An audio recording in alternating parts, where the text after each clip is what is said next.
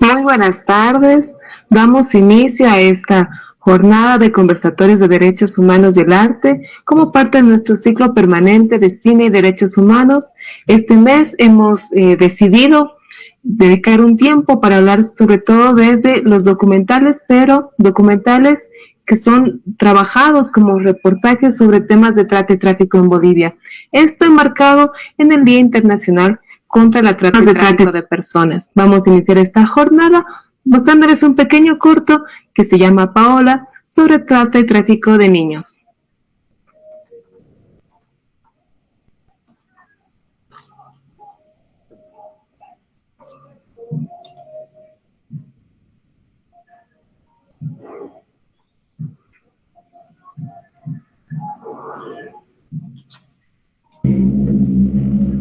El piso frío y mojado, la oscuridad y la cadena que no me dejaba mover. Me siento sola.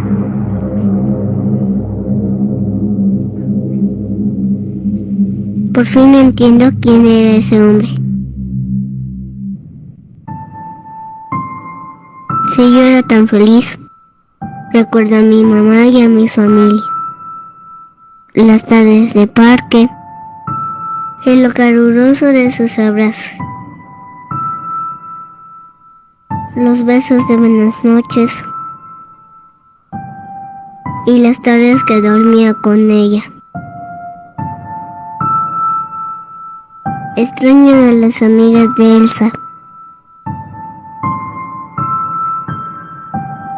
y tomar el té en mi cuarto de muñecas. Extraño jugar con mi mamá. El rico pollo que me preparaba.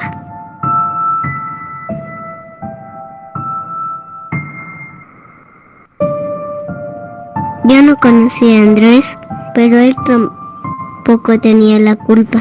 ¿Sí? Andrés, ¿cómo estás? ¿Bien? Mira, la mamá de Paola, de ella, me ha mandado que la recoja.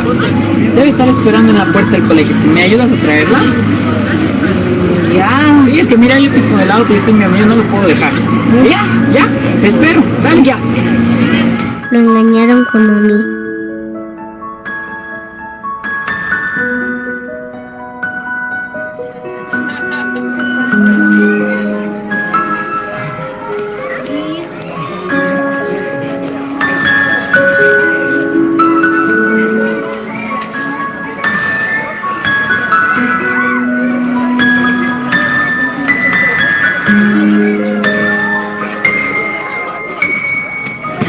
Amiguita, ¿tu mamá ha mandado a alguien para recogerte? ¿Vamos?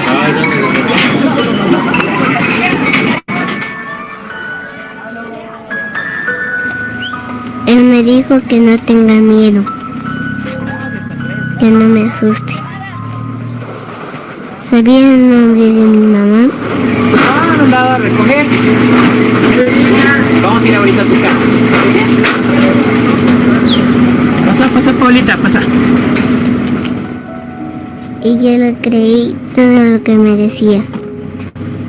De camino a casa se portó muy bueno conmigo.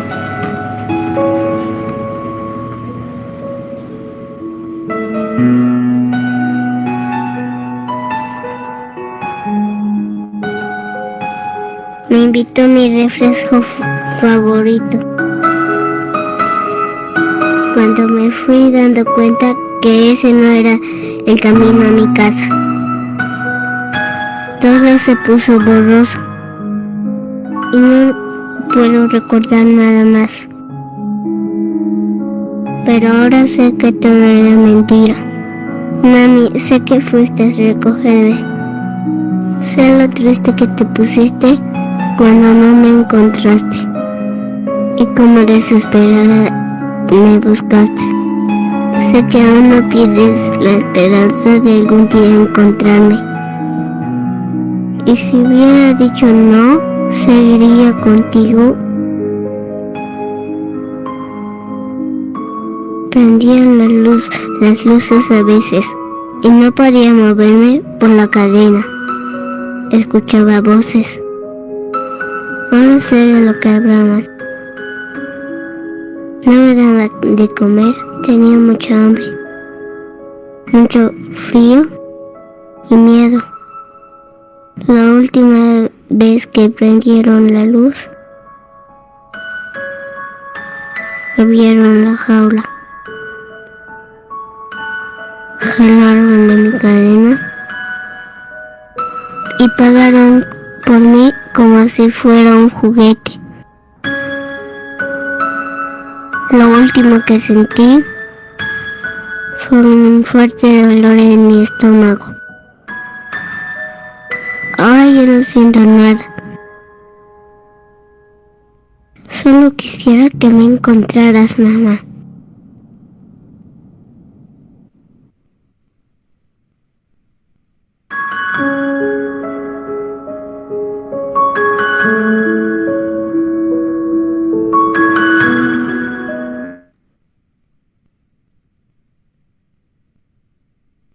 Con esa pequeña introducción, con este pequeño audiovisual, escogimos este corto audiovisual realizado por dos jóvenes de la ciudad de Cochabamba, porque es parte de las herramientas que ellos trabajaron dentro de su formación como comunicadores. Entonces veíamos pertinente ver cómo estamos abordando desde los reportajes, desde los documentales, desde las producciones más investigativas, el tema sobre trata y tráfico en Bolivia. Para eso hemos invitado a tres compañeros que nos van a acompañar en esta jornada, que les voy a pedir que abran sus camaritas para conocerlos. Estamos con Ariel Ramírez Quiroga y Álvaro López de la Fundación Munasi Culiaquita.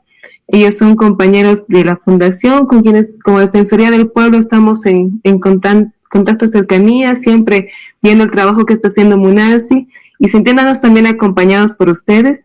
Y estamos con Arturo Choque Montaño, director del corto documental Desaparecidas, Trata y Tráfico en Bolivia. Diferentes perspectivas, una desde la Fundación, que ya tiene más de 4 documentales de investigación sobre la temática, no solamente como trata y tráfico de personas, sino sobre violencia y explotación sexual comercial, y bueno, abarcando un paraguas un poco más grande en este último documental que han presentado este año a partir de la pandemia. Y en el caso de Arturo, que al final de este pequeño encuentro vamos a poder tener también una muestra de este reportaje documental. Bienvenidos desde la Defensoría del Pueblo, como parte de la Unidad de Promoción y Difusión de Derechos Humanos. Muy contentas de poder tenerlos a cada uno de ustedes, así que les voy a pedir que un saludo, una presentación muy breve o algún comentario que nos quieran hacer. Bueno, muchas gracias, Libertad, por la invitación. También a Nadia, un saludo cordial. Y también a todas las personas que nos están viendo en vivo por Facebook Live de la Defensoría del Pueblo. Como ustedes han podido ver, este corto que nos mostró Libertad evidentemente muestra una realidad en la cual Bolivia no es tan distante de todo esto, ¿no? Y como bien dijo, junto con Arturo, hace muchos años en la Fundación también hicimos algo parecido a un corto, y pues bueno, eso nos encaminó bastante a poder efectuar lo que hoy en día estamos realizando. Bien, sí, gracias Libertad, gracias a la invitación de la Defensoría del Pueblo, y realmente primero un grato reencuentro con Ariel, ¿no? Que el corto documental que vamos a ver al final no hubiera sido posible, pero en absoluto, sin la participación de la Fundación Munasi Culiaquita, porque, bueno, más adelante lo vamos a ver, nosotros habíamos llegado con una imagen muy cándida a la oficina de Munasi Culiaquita, y realmente hemos llegado a conocer en profundidad la dimensión y las verdaderas vertientes del problema que lo hemos planteado en ese corto, ¿no? Entonces es un grato reencuentro y bueno, un saludo grande a toda la gente que nos está viendo. Como anécdota, yo les quiero comentar que durante todos estos ciclos hemos tenido un montón de gente que se ha reencontrado en las temáticas, así que vamos a tener algún evento a fin de año para que nos encontremos todos los realizadores audiovisuales también. Álvaro, te paso la palabra. Bueno, buenas tardes. Bueno, yo comentarles la anécdota que tuvimos con Ariel. O sea, yo vengo del equipo de trabajo de documentos ATV, bueno, buscando esta temática que es tan latente, la de trata y tráfico, pues buscábamos temas y casualmente llegó el aniversario del fallecimiento del padre Obermayer. Gracias a la Fundación Cuerpo de Cristo llegamos a conocer a la Fundación Munacinco Yaquita, y pues ahí fue la idea de empezar a hacer documentales de trata y tráfico, y bueno, ya llevamos 4 documentales ya elaborados, así es que bueno, estamos aquí para comentar todo el tema técnico, más que todo con Ariel, ya que él hacía el director y yo hacía la parte de producción, y bueno, imposible no mencionar a Ramón, que nos apoyó mucho en el tema de los guiones, Ramón Grimán. Es que bueno, estamos aquí. Entonces voy a aprovechar más bien esta introducción que hiciste para irnos con la primera pregunta que nos hemos planteado para este pequeño conversatorio, que es ¿por qué tomaron la decisión, no? ¿Por qué tomar la decisión de realizar investigaciones sobre trata y tráfico? Por un lado, pero ¿por qué hacerlo a través de la cámara? Porque hay otras investigaciones más técnicas, investigaciones más teóricas, hasta estadísticas, pero ¿por qué hacerlo a través de una cámara? Empezaré contigo, Álvaro, y luego voy a recorrer por los demás. Bueno, el tema de la cámara ha sido un poco complicado esta parte, pero yo creo que es el hacerlo latente, el dar a conocer realmente lo que está pasando. O sea, la cámara es lo que realmente nos refleja, o sea, nos da, cuando entrábamos haciendo cámaras ocultas, es donde, y tenemos muchas imágenes que realmente nos muestra la realidad. O sea, tenemos mucho material que también no se ha podido difundir por el tema de tiempos, y que es imágenes muy fuertes, pero realmente con nuestras imágenes de los documentales podemos, como dije, palpar realmente la realidad que se ven en estos sitios con la temática de la trata y tráfico. Ariel, ¿por qué la decisión? Bueno, tiene una historia muy compleja de contar. La Fundación hace muchos años hace la atención a las víctimas, ¿no? En ese sentido, en muchas ocasiones me acuerdo hace muchos años cuando teníamos reuniones con autoridades públicas y nosotros efectuábamos documentos, investigaciones en físico, ¿no? Y recuerdo bien, en ese entonces uno de los ministros nos decía que era puro cuento lo que nosotros mostrábamos en ese documento, ¿no? Y también cuando una vez estábamos haciendo trabajo de campo en estas zonas donde lastimosamente se ven dinámicas de explotación sexual de adolescentes, encontramos a varias familias, en especial a una señora llamada Lidia Ramos, que la veíamos dentro de un prostíbulo preguntando a mucha gente sobre su hija. Y en ese momento nos acercamos a ella y empezamos a hablar con doña Lidia, ¿no? Y ella nos contaba que estaba buscando a su hija durante más de 3 años, que no aparecía en ese entonces. Y luego cuando le citamos a ella a la oficina, vino con muchas más familias que estaban también en la misma situación que doña Lidia. Entonces eso nos motivó, junto con Álvaro y también con el equipo de la Fundación, a poder realizar un documental que no sea un cuento básicamente, o una historieta, sino sea algo que refleje la realidad de Bolivia ante esta situación. Y los documentales ante todo se han ido basando en las historias de estas mamás que van buscando a sus familias de distintas regiones. Ellas le han dado básicamente la línea a todo el proceso de investigación que efectuamos en los documentales, y ante todo también con la esperanza de que esos documentales hayan servido para ellas, ¿no? Para que ellas hagan difusión de la desaparición de sus hijas y también mediante esta situación hacer incidencia. Y bueno, hoy en día creemos que hemos efectuado aquello y es por eso que también hemos ido complementando año tras año nuevas situaciones que íbamos viendo en la calle. Es eso que nos ha motivado a poder efectuar estos documentales. y bueno, como les decía hace un momento, han resultado de manera muy adecuada, y eso no habría sido posible sin la experiencia de las mismas familias o sin el contexto que nos rodea, ¿no? Ya que creemos que el mejor libro o el mejor texto que nos puede enseñar en la vida es la calle. Uno, si no hace calle, no va a visibilizar lastimosamente lo que puede decirte un documento o datos estadísticos.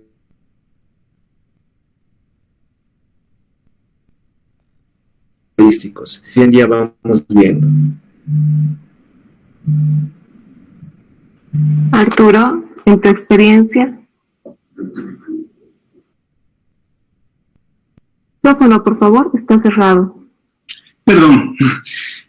A mí me gusta decir que los periodistas normalmente no elegimos los temas que tratamos, sino que los temas nos eligen a nosotros. Bueno, en realidad es un poco de ambas cosas, ¿no? ¿Cómo llegamos a este tema? Porque, claro, lo que tengo que decir en primer lugar es que somos un grupo de periodistas que trabaja de manera independiente y que usualmente nos juntamos para hacer alguna investigación, ¿no?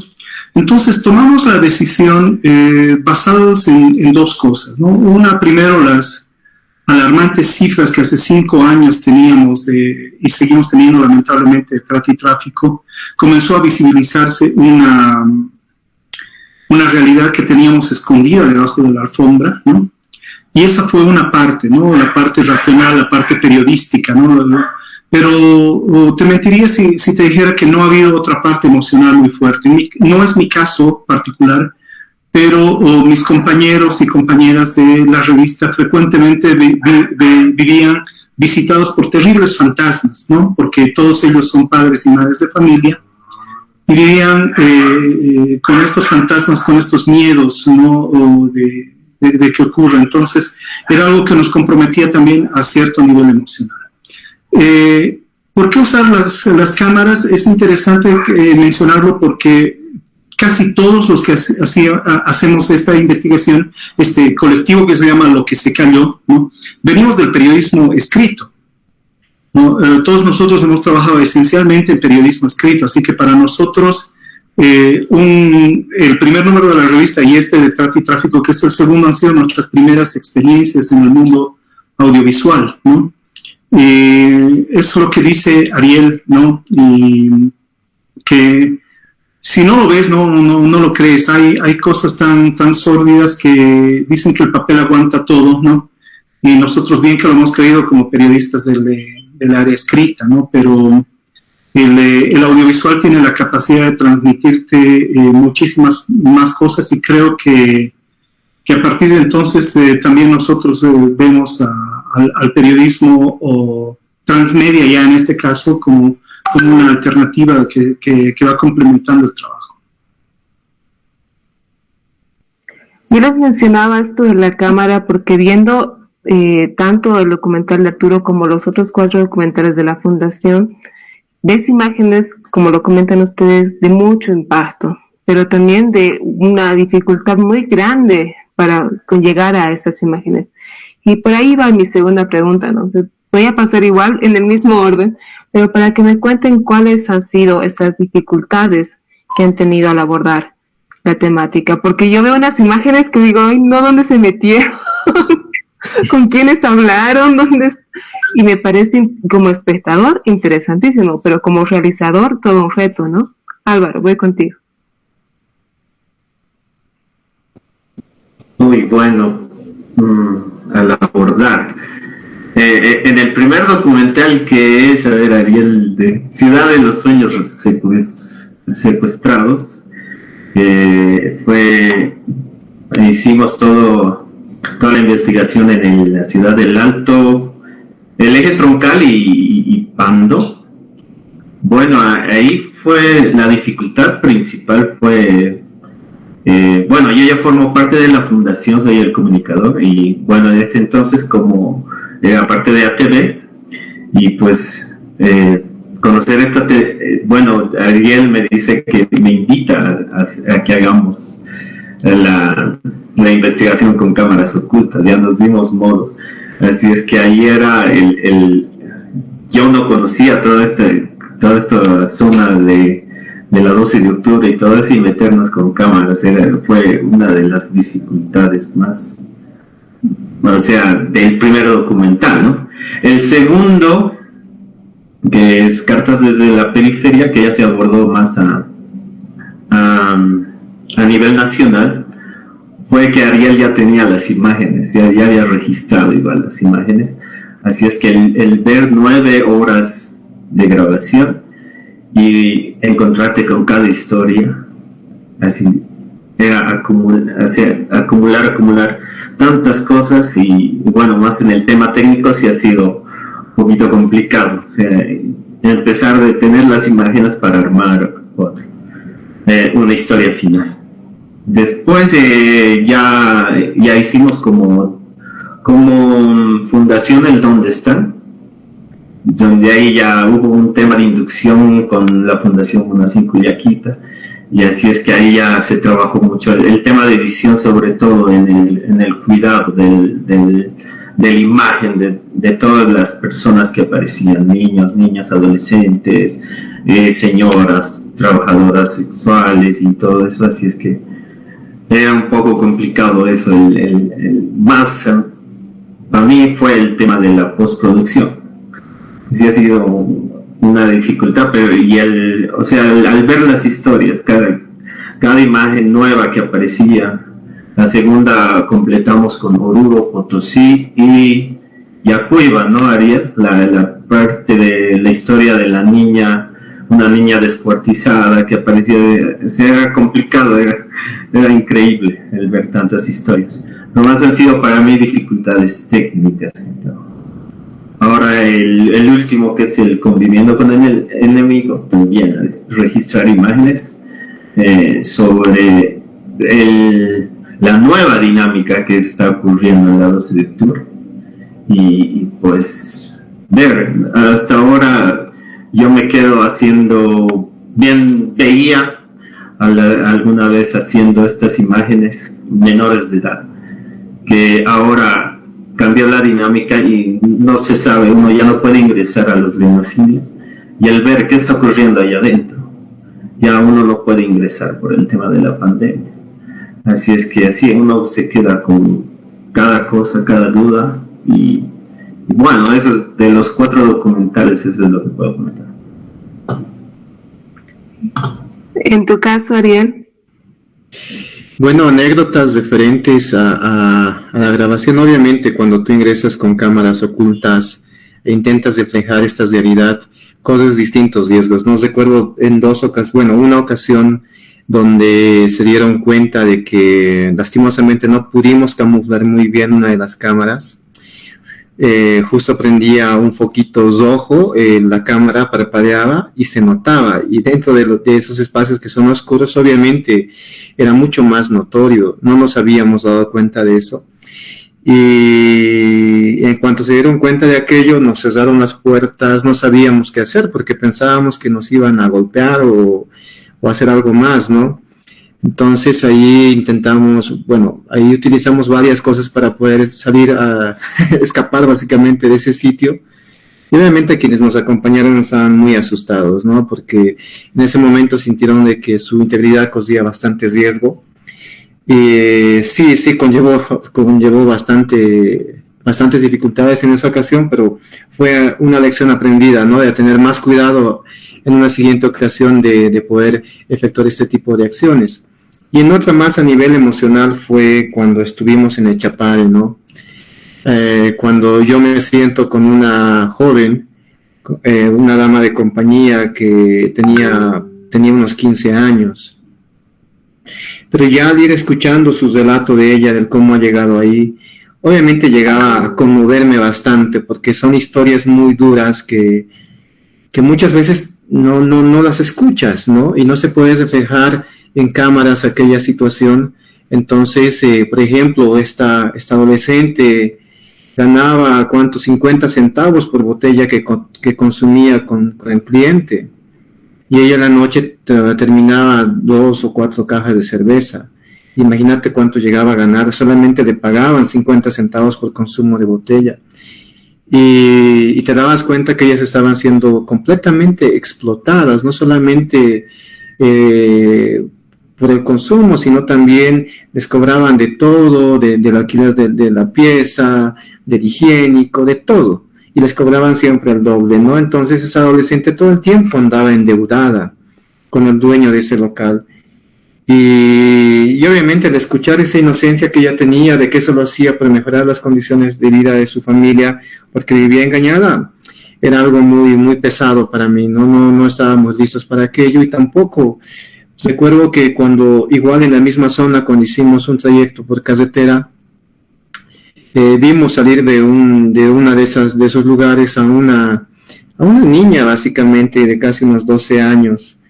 Y no pudimos más, me acuerdo, con mis colegas y no filmamos nada y nos pusimos ahí a pensar qué es lo que está sucediendo, cómo pueden existir hombres que busquen básicamente a niñas, ¿no?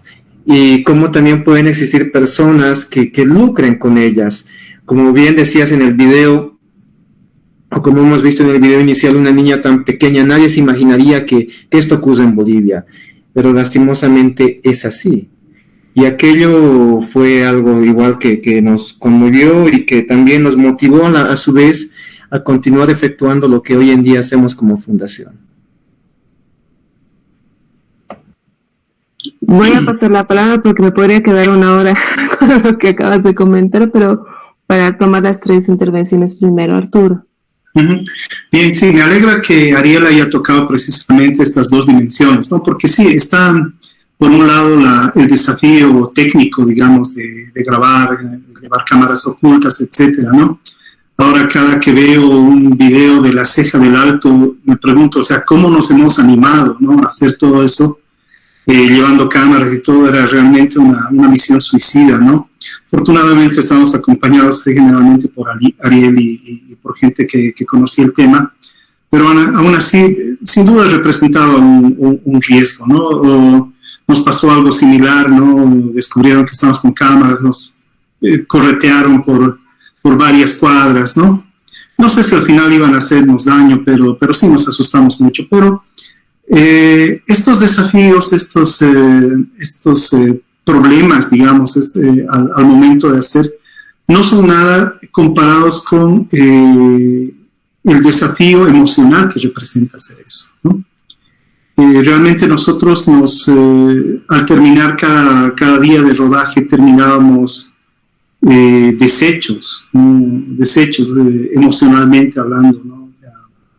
La depresión nos duraba un par de días incluso, porque enfrentarse a realidades que desde tu confort no piensas que fueran reales, ¿no? Es muy grave, es muy triste. Sentarte con una chica en la acera de la 12 de octubre, ¿no? Que te cuente su historia de vida y te invite de su salchipapa, por ejemplo, ¿no?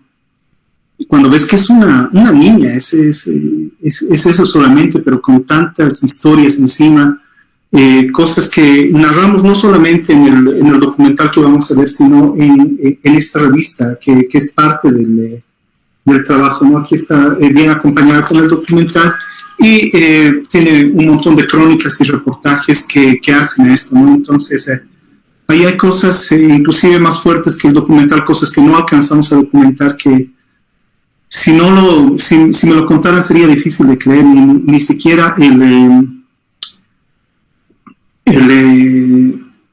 cineasta, el director de cine más, con la imaginación más torcida podría reflejar las cosas que a veces ocurren tan cerca de nosotros, ¿no? Ese ha sido posiblemente el desafío más fuerte a vencer, ¿no?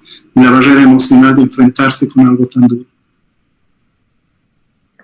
Con lo que me comentan, se me viene dos anécdotas propias. Yo soy una persona de teatro, en realidad me dedico al teatro y es el área en el que trabajo. Y me viene una imagen de una obra que hicimos hace muchos años sobre el trabajo sexual y hacer entrevistas con las trabajadoras sexuales, tanto aquí en La Paz o en el Alto, que es un tipo de relación. Pero también se me vino a la mente otro trabajo que hice, que fue con los familiares de los desaparecidos en las dictaduras. Y me voy a colar con esta otra pregunta de cómo abordaron ustedes esa relación de entrevistar a los familiares de las víctimas, porque es una relación muy distinta con la persona inmediata y otra la relación con el familiar, con la madre, con el padre, con quienes las están buscando y quienes los están buscando. Ahí estaba fuera de programa, pero me parece importante hablar también desde quienes están detrás todos los días buscando a sus familiares. Bueno, ahí cuando hemos intervenido con las familias hemos visto que es un duelo eterno el que ellas tienen, ¿no? Porque obviamente no saben nada de sus hijas. Muchas de ellas hacían referencia a que preferirían en todo caso saber que están muertas, ¿no? Pero saber de ellas, que era lo más común que ellas nos mencionaban.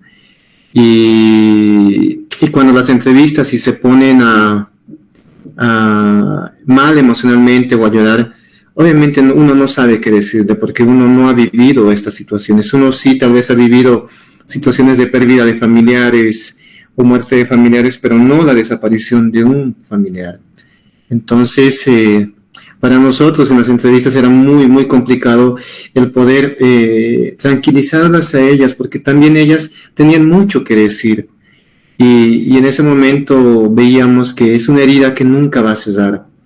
Y lo único que ahí hemos podido hacer junto con Álvaro es obviamente escucharles hasta que ellas terminen de llorar o terminen de decir todo lo que tengan que decir.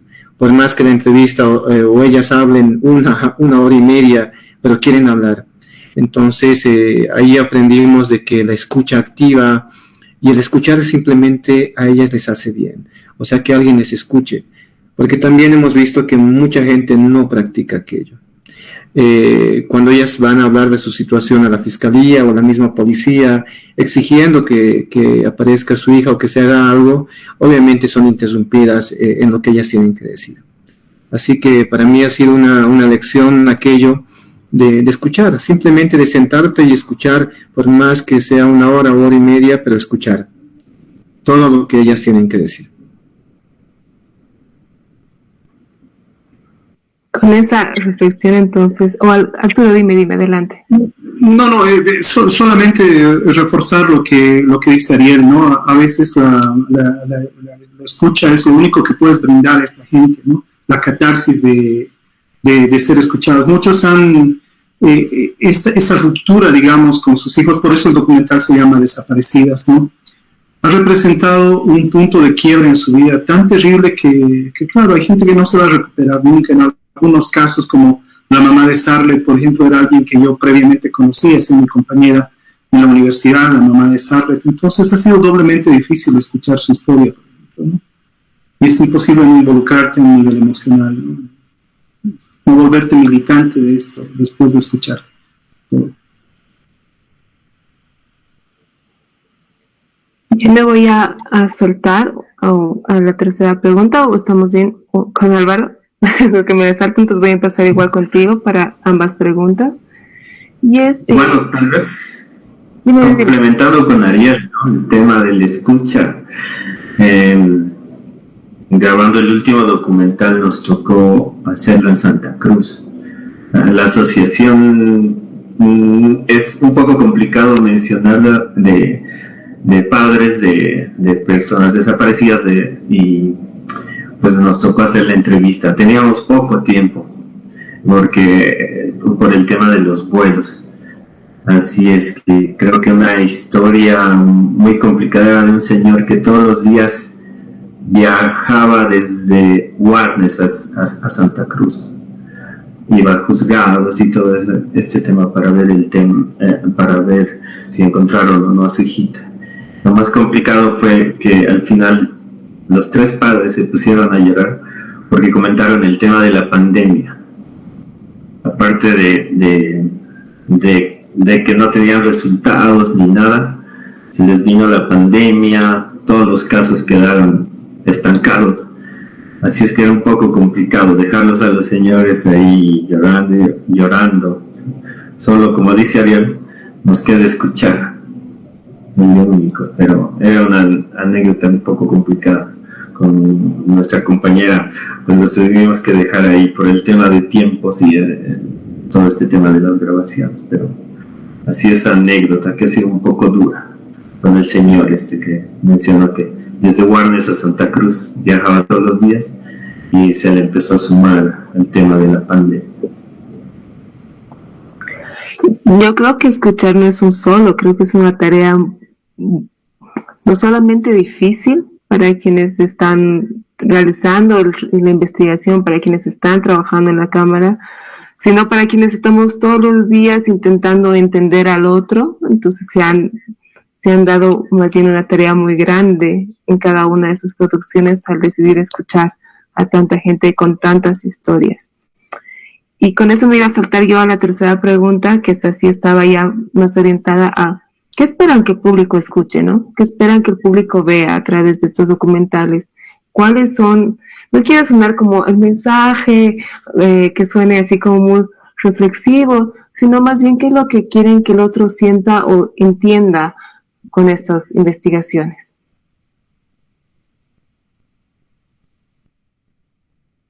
Bueno, ahí capaz de reflejar la realidad de que la gente, bueno, tenga en conocimiento de que ya hemos pasado de lo clandestino a lo público, ¿no? Porque antes tú si deseabas tener una actividad sexual con algún adolescente y demás, te ibas a lo más recóndito de la ciudad de La Paz o de Santa Cruz o Cochabamba. Pero hoy en día eso lo encuentras ahí saliendo a las calles de comercio informal, a las plazas, porque es una realidad que Bolivia en la actualidad presenta, ¿no? Y ahí vamos viendo cómo hemos pasado de lo netamente clandestino, underground, a lo más público, ¿no? Y recuerdo bien, ya que hace un momento Arturo mencionaba esto con una de sus colegas, de que siempre pasaba por La Ceja, ella me contaba, hacer compras o hacer alguna situación, pero ella nunca se había imaginado que en esa esquina existían adolescentes que estaban inmersas en esta dinámica, y que muchas veces el ciudadano pasa así por cualquier calle, indistintamente viendo qué es lo que pasa a su alrededor. Y cuando uno ve estos documentales, obviamente le abre los ojos y les pone a pensar qué es lo que está sucediendo en Bolivia. Y cómo también yo, como ciudadano, puedo apoyar a todas estas situaciones. Cómo con denunciar, y ya no con mi indiferencia, porque ahí lo que hemos visto en los documentales existe mucha indiferencia de la comunidad hacia todo esto. Por ejemplo, hay zonas en Santa Cruz que lucran con toda esta situación, o sea, abren negocios de venta de comidas, licorerías, porque han visto que muchos hombres frecuentan esa zona y obviamente ellos se benefician también económicamente con este tipo de ventas. Y al final no quieren que este tipo de negocio se vaya de la zona porque obviamente les trae beneficios económicos. Y ahí cuando intervenimos vimos la indiferencia de la gente, pero esa indiferencia te toca hasta que no te pasa. Entonces, ahí nosotros hemos intentado hacer estos documentales a que la gente se dé cuenta de que esto es muy latente en Bolivia, de que no son historias o fantasías que solamente ocurren en los países vecinos o en la frontera entre México y Estados Unidos, no. Esto también ocurre en Bolivia, y creo que hemos logrado que estos documentales sean de bastante información hacia la ciudadanía. E incluso recordamos de que uno de los documentales que hemos hecho ha sido utilizado dentro de un curso de capacitación del Ministerio de Justicia para que también todos los operadores vean la situación que estaba ocurriendo en Bolivia. Entonces, ahí creemos que sí ha cumplido su función, sí están cumpliendo su función, y bueno, documentales como los que hizo Arturo también son de gran importancia. Así que, desde mi punto de vista, pienso de que sí ha tenido bastante funcionalidad.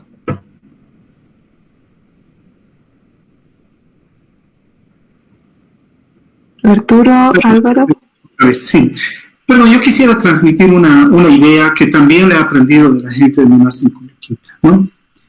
Y es que a veces estamos acostumbrados a identificar al trata y tráfico como una ficción, como aquello que vemos en la televisión y qué sé yo, ¿no? De un hombre malo, un grupo de una mafia que secuestra a niñas al salir del colegio, ¿no? Que las mete a una vagoneta con vidrios oscuros y que no se la vuelve a ver. Y si bien existe esto, ¿no? La mayor parte de los casos de trata y tráfico ocurren de otra manera, ¿no? Y ocurren por la falta de afecto con las niñas y niños en la casa, ¿no? Por la falta de autoestima con que se crían muchas niñas y niños, ¿no?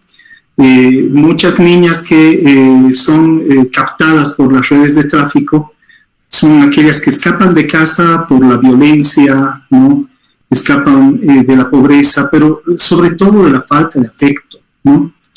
Entonces son víctimas mucho más vulnerables a que un chico de su edad les hable bonito, les diga, ¿sabes qué?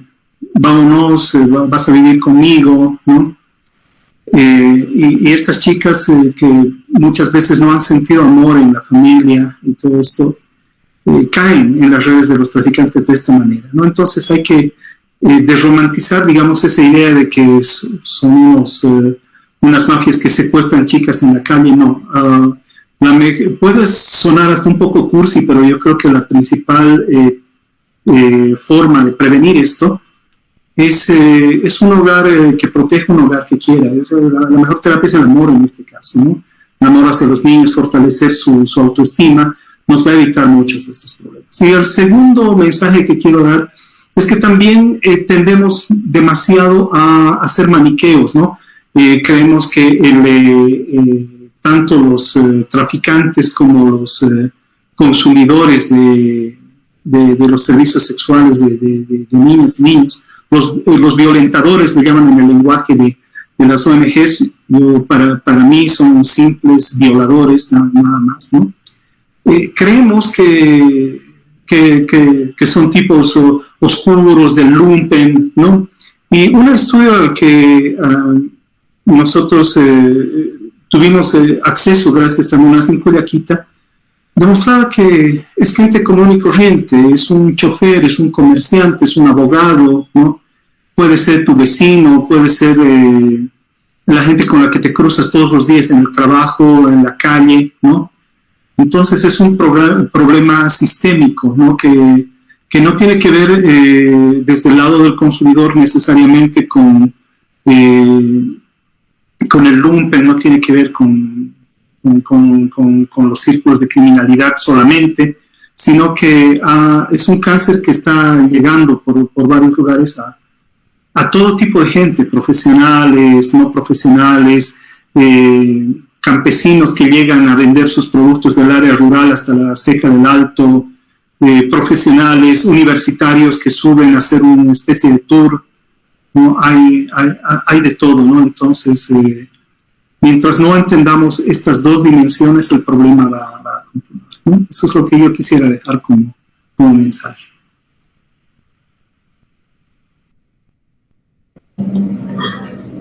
Bueno, el mensaje principal y bueno que puede llegar a asimilar la población en general es a través de los testimonios que se muestran en nuestro primer documental, podría decir, que la problemática está latente, la trata está en todas las familias, puede pasarle a cualquiera. Como comentaba Arturo, tenemos mencionaba el caso del enamoramiento, y tenemos otros, casos de personas que buscan trabajo y todo eso. Así es que el mostrar básicamente que el problema está latente y a cualquier familia le puede pasar. Y Arturo decía el tema del amor y todo esto hacia la familia. Yo creo que es muy importante que llegue hacia todas las personas, porque así como nosotros utilizamos la tecnología para producir estos productos, cámaras y todo eso, así la tecnología también hace que esta problemática llegue a nuestras familias. Y ahora con el tema de, como ahora estamos con esta conferencia, todo este tema de juegos y todo eso, se ha vuelto más fácil el acceso, más de fácil acceso a que llegue a nuestras familias. No sabemos con quién chatean, no sabemos nuestros hijos, no sabemos qué es lo que está pasando a través de los juegos, que ahora últimamente coordinábamos con la policía.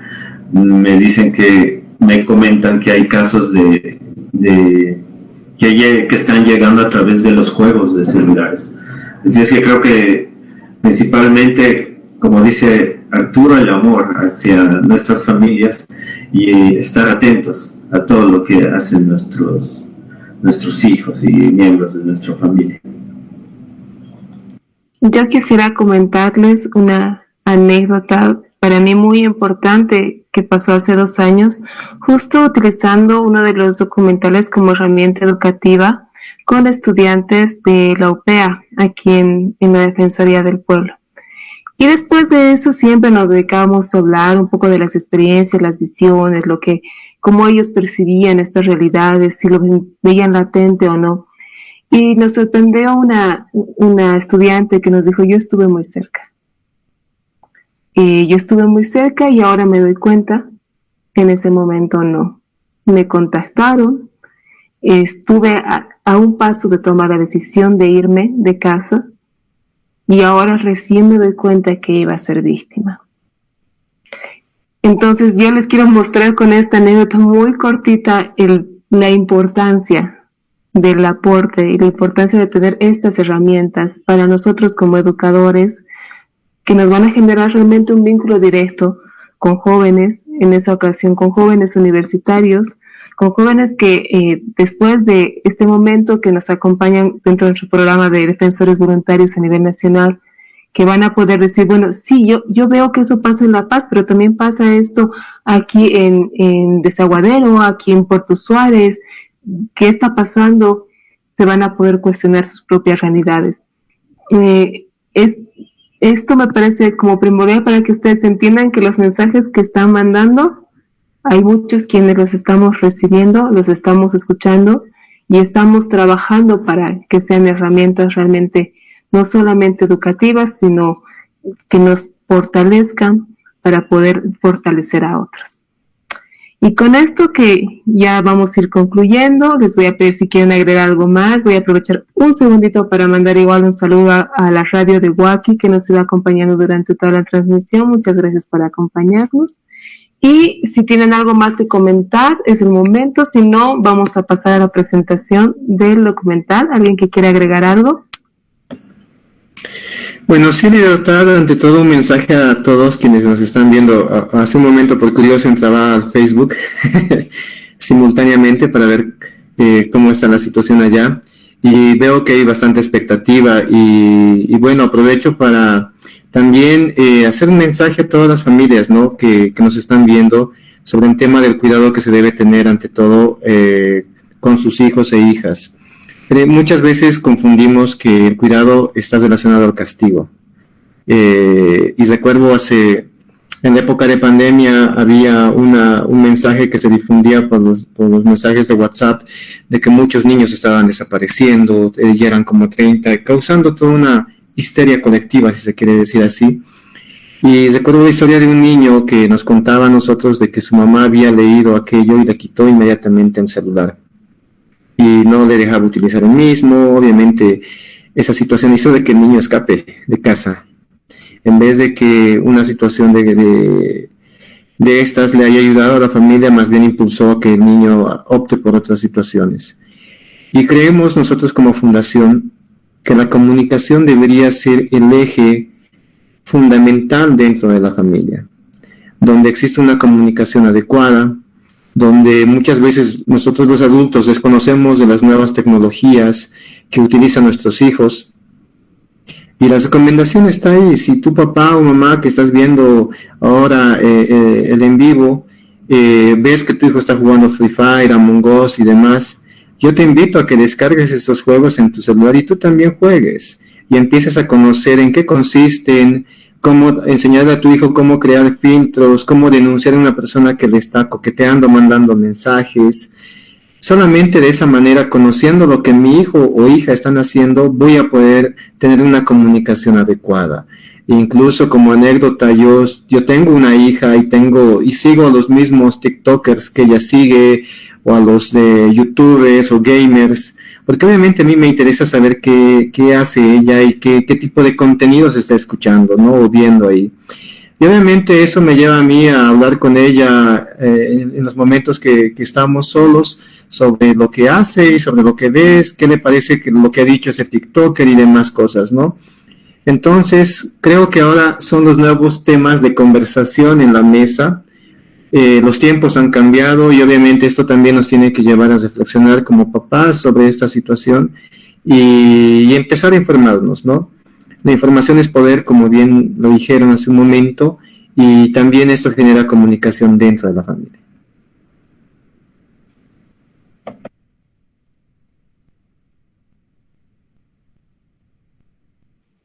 Muy bien, entonces ya con este mensaje, muchas gracias. Vamos a dejar a la gente que está en la transmisión con la presentación de este reportaje documental, Desaparecidas, Trata y Tráfico en Bolivia.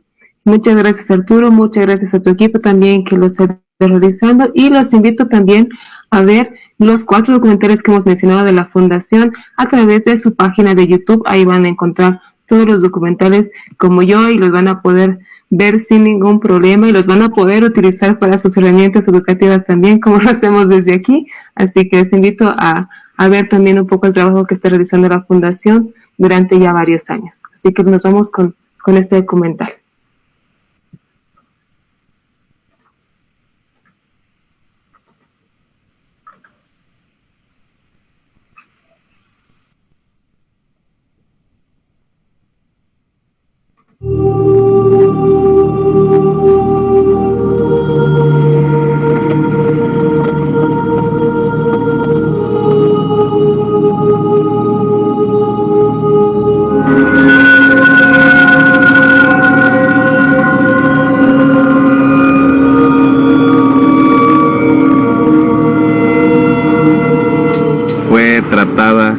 Desde los 13 años hasta que la menor tuvo un embarazo.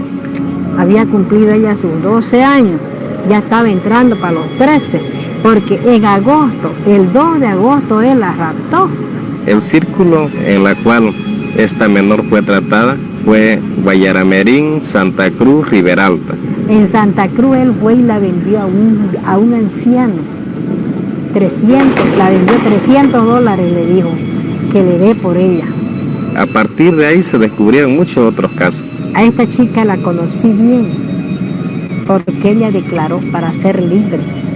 Y la misma familia la disfrazaban de hombre para que la chica vaya y saque chicas, sus amigas de ella, para ellos violarla. Esa chica es del colegio de allá, de la Villa Británica. Allá esa niña, allá estudiaba y de ahí la sacaban, le hicieron su amiga para que vaya cargando a la chica. Entonces ella se sacó varias chicas de ahí y la violaban, le daban cerveza, le daban droga. Era un núcleo familiar donde estaban involucrados hermanos principalmente. Entonces ellos conocían, la madre conocía también y eran cómplices de estos casos. Yo digo, ¿qué clase de gente será? Para eso necesita ser animal, ser tan psicópata, mirar las cosas que están haciendo y ellos no defender.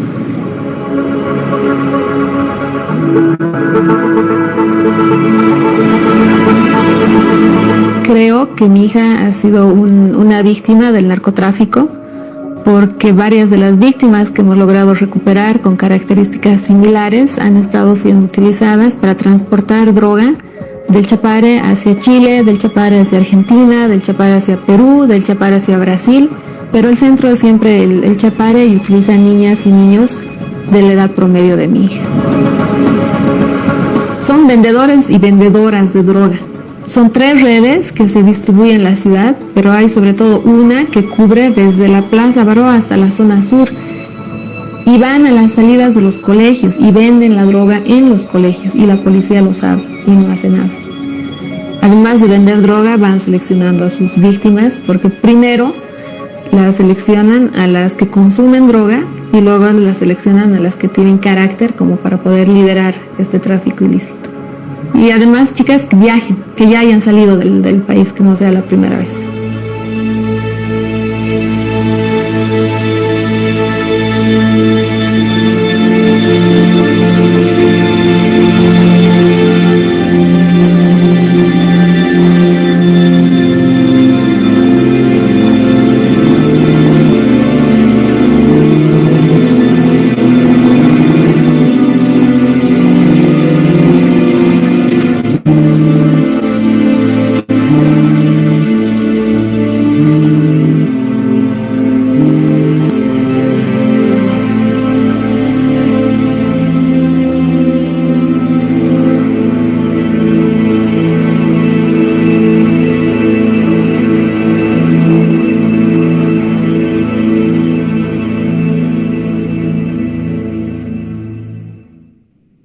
Bueno, la trata y tráfico de personas, bueno, son dos figuras, digamos, diferentes. El tráfico involucra el traslado específicamente de personas de un lugar a otro lugar. Y la trata básicamente está relacionada justamente a la explotación. La trata de personas se le aborda, o sea, se le tiene que reclutar de diferentes formas. Puede ser la forma de enamoramiento, la forma de un empleo ficticio que se le crea. A la persona se le tiene que secuestrar con un fin de comercializar con su cuerpo. Tiene que tener el fin lucrativo. Yo debo ganar con esa persona, ya sea la trata, lo que es el comercio sexual, ya sea con fines de explotación laboral o lo que es el tráfico de órganos. Parecería que cualquier situación donde hay un adolescente que desaparece, se trata de un caso de esta naturaleza, ¿no? Es un caso de trata. Cuando en realidad de las tipologías que nosotros vamos recepcionando y de la investigación que se hace, nos damos cuenta de que el menor porcentaje de casos, ¿no?, son los de realmente trata. Porque muchas veces eso de persona desaparecida es, digamos, más que todo por los menores que se escapan, ya sea por un motivo, digamos, que no se llevan bien con sus familiares o los tutores con los que están, o, como le digo, tienen esa ambición de generar ganancias propias. Lo primero que dice la policía, si es mujer, se escapó con el enamorado. Si es varón, está bebiendo con los amigos. Y no asumen la responsabilidad del caso, siendo que si uno estudia casos similares en otros países, es durante las 24 primeras horas que se recupera a la víctima, si las autoridades actuaran con responsabilidad.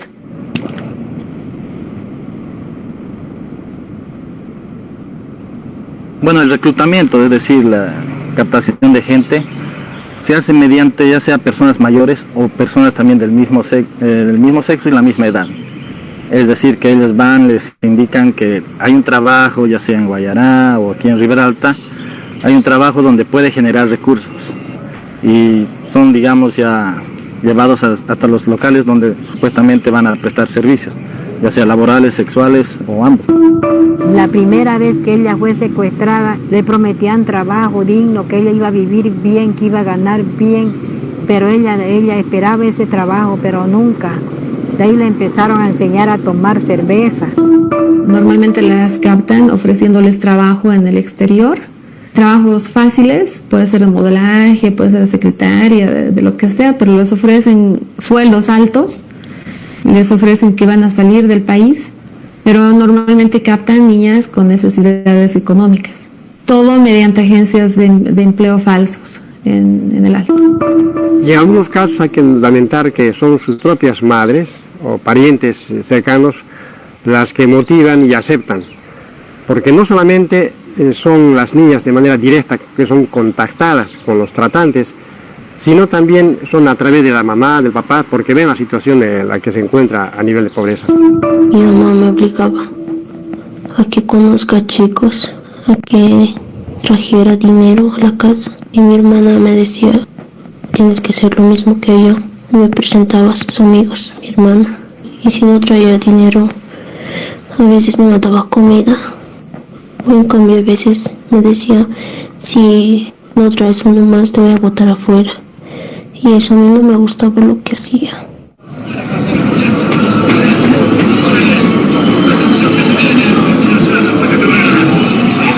Las familias tratantes actúan bajo redes, ¿sí? Y estas redes tienen nexo en Riberalta, Guayaramerín, Cobija, Santa Cruz.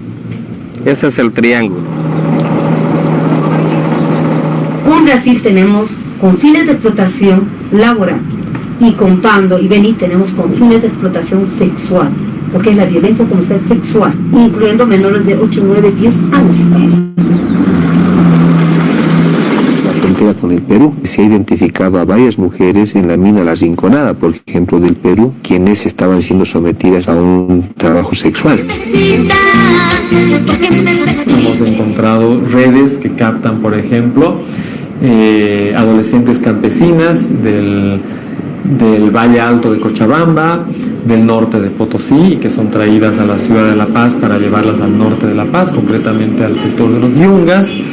En el caso de varones adolescentes, algo similar, para llevarlos a los Yungas, para el recojo de hoja de coca. Existe un tráfico interno también, ¿no? Que no estamos visibilizándolo, infelizmente, inclusive por cuestiones culturales. El hecho de que hayan personas que viven en la ciudad y lo que hace es captar de alguna forma a adolescentes del campo para tratarlas o para, digamos, traerlas a la ciudad, darles educación, darles alimentación, darles vestido, cuidado, pero además, a cambio de un trabajo, ¿no? Principalmente de trabajadoras del hogar, lo que antes se conocía como empleadas domésticas.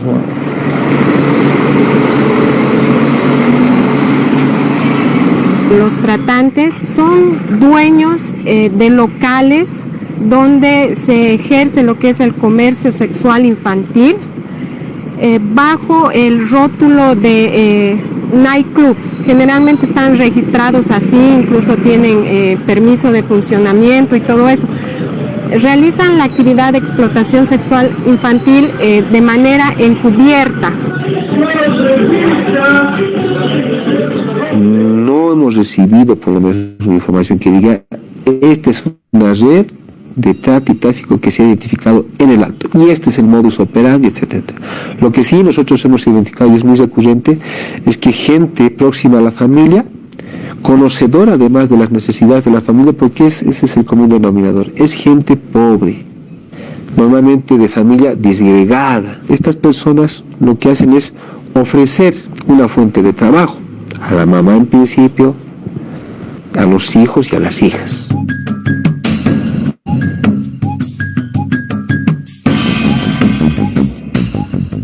Del triángulo Cobija, Guayaramerín y Riberalta podríamos hablar de explotación sexual, pero del triángulo La Paz, Santa Cruz y Cochabamba hablamos más de explotación laboral.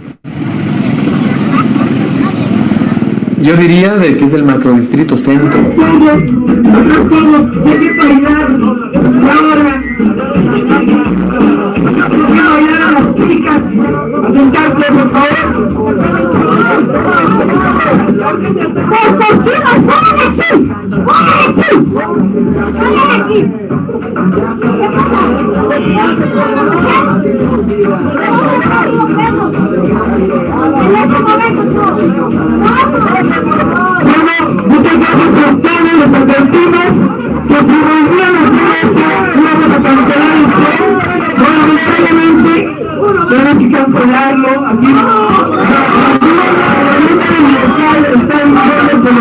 Aquí en la Figueroa, en la Avenida América, en Daburo, ¿no? Otro macrodistrito que más parece centro pero corresponde a Cotauma es el sector de Sopocachi Bajo, ¿no? 6 de agosto, Avenida Arce, Capitán Ravelo, ¿no? Entonces son lugares donde dentro del municipio de La Paz se han identificado los pocos casos de trata con fines sexuales que se han iniciado las acciones correspondientes.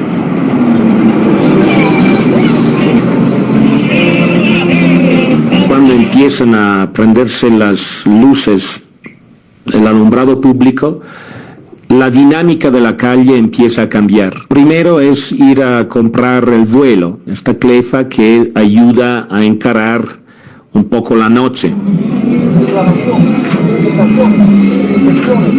Para conseguir plata, vender su cuerpo, digamos, para poder tener algunos recursos. Tomemos en cuenta que son chicas muchas veces desarraigadas de la familia. El único referente es el grupo de chicos, adolescentes y chicas donde se sienten a gusto porque la familia las ha expulsado, las ha botado. Y entonces se trasladan hacia la zona 12 de octubre, lugar que todos conocemos, donde hay un montón de prostíbulos, y ellas, claro, no se mezclan con las adultas porque hay rivalidades y se ubican en un espacio físico concreto y desde ahí están a disposición de los adultos.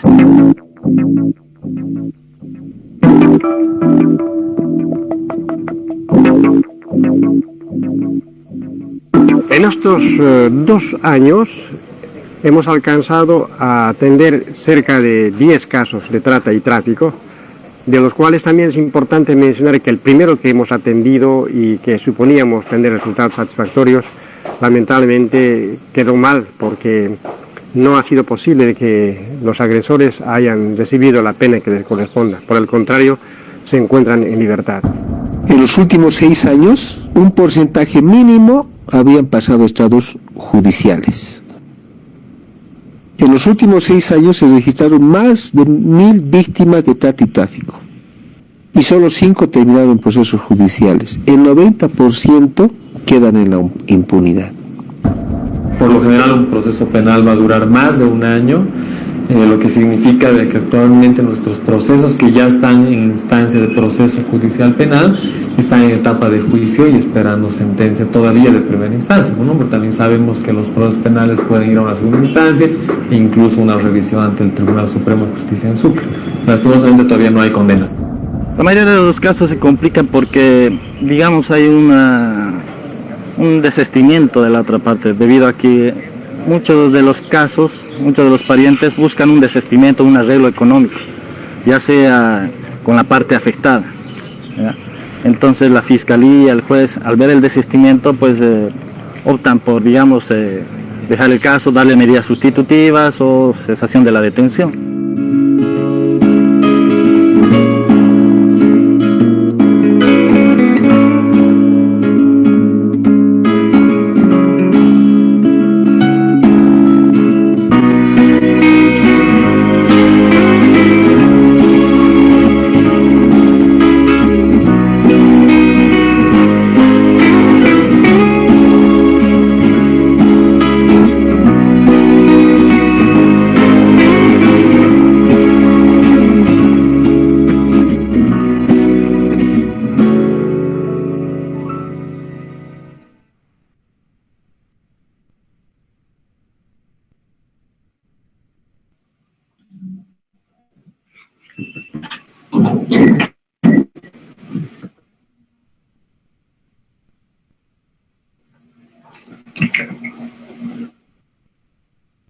Con esto habíamos concluido la jornada de hoy. Agradecerles de nuevo la presencia de cada uno de ustedes, de quienes nos han acompañado durante toda la transmisión.